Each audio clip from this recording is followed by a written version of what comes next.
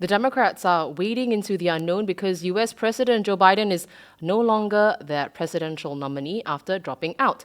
The person he's backing, Vice-President Kamala Harris. Ms. Harris saw another candidate has less than a month till the Democratic National Convention and less than 4 months till the election, so quite late to the game. Getting to the point once more is our US Bureau Chief, Bhagyashree Garekar, connecting all the way from Washington, D.C., where it's very late. So thank you for joining us at this hour, Bhagya. So when America wakes up, what's next, you think? Firstly, do any challenges emerge, for Kamala Harris? Are there any other people in the party who think they're good and this is their moment and they should have a shake at the top job as well? And secondly, do people who are powerful in the party and who have not yet shown their support for Kamala Harris, do they come up and show support? So I'm thinking of people like Obama, the former president, former House Speaker Nancy Pelosi, the Senate Majority Leader Chuck Schumer. So these are guys who were agitating quite a bit for Mr. Biden to give up, his position on the ticket. And they have not so far come out in support of Kamala Harris. And Ms. Harris herself has said that she will earn and win the nomination.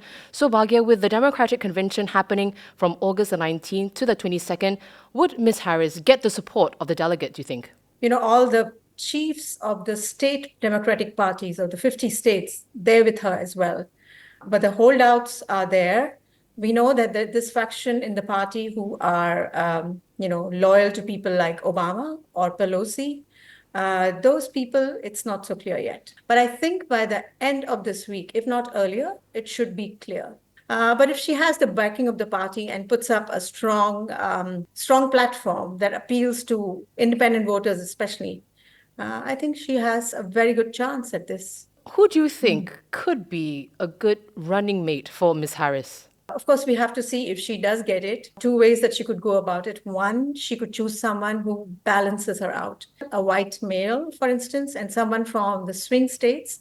So that might be someone like the governor of Pennsylvania, Josh Shapiro. Or she could go for someone who more strongly expresses whatever she wants to say is important for her ticket. So, for instance, if she decides that abortion rights are going to be one of the most major issues for her, and then she might choose another woman, let's say the governor of Michigan, and that's Gretchen Whitmer. So you have two women on the ticket. I mean, talk about making history. So it appears that Ms. Harris is the front runner in this Democratic nominee race. But Bhagya, I have to ask, who else could replace Mr. Biden in the presidential race? I think anybody who hasn't legitimately thrown their support behind her, I'm guessing if it's someone who has a shot at electability, then it has to be someone, say, a governor from an important state, maybe a swing state. So that might be someone like, say, Gretchen Whitmer, the governor of Michigan. People have also named some names which seem a little unlikely to me, but say the Transport Secretary, Pete Buttigieg. Now he's the first openly gay member of the cabinet, so that certainly makes him interesting. He's young, so he would definitely draw a contrast from Trump, let's say.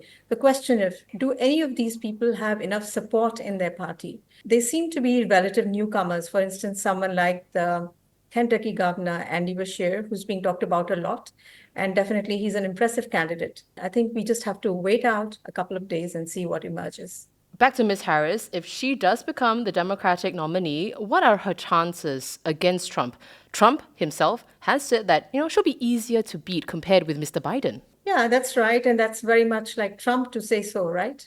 But then if you look at opinion polls, and all of those seem to show that she has about as much a chance as Biden had. Not really the top of favorability rating this particular administration. But I will say one thing in her favor. Now, she is not yet the top of the ticket, but once she is, let's say she is, then the whole party unites behind her. People will start speaking for her aggressively across the media. They will buy ads. So all these are ways of reaching out to Americans who haven't made up their mind. And the more she strikes a tone which is appealing to independents, to moderates, to people who are, let's say, not happy with the chaotic presidency of Trump and, not comfortable with his divisive rhetoric.